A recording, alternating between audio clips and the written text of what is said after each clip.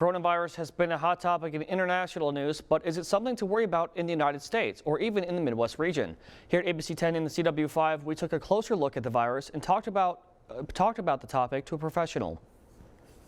The Center for Disease Control is closely monitoring an outbreak of respiratory illness caused by a novel coronavirus that was first detected in Wuhan City, Hubei Province, China, in which it continues to expand. The new virus has been making quite a stir across social media and international news that it was time to go to a professional to understand the situation further. Dr. Kevin Pickett, the medical director for Marquette County Health Department, explains that the virus is not new, but it is a different strain of the virus. There are many kinds of coronaviruses, and the larger group of coronaviruses have been around for years. They infect humans, they infect animals.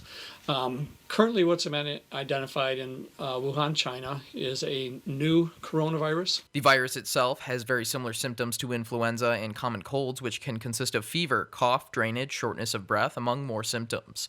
Since the major outbreak in China, the amount of cases in the United States is minimal, with only a few cases tracing back to Wuhan, China. Michigan alone has seen 5 possible cases which have turned out to not be coronavirus infections. Dr. Pickett would like the public to understand that the coronavirus is low risk in the United States, and specifically the Midwest regions. It's not an imminent threat to the U.S. at this point in time. Yes, this is something in the future we may be dealing with. We don't know. There is no need to panic, but remain aware.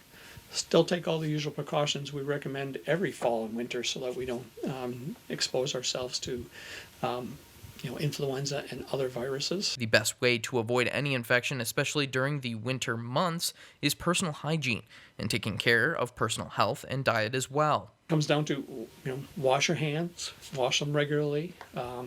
If you cough or sneeze, please don't do it into your hands. Do it into a tissue so that you're not contaminating your hands and then touching doorknobs and tabletops and things like that.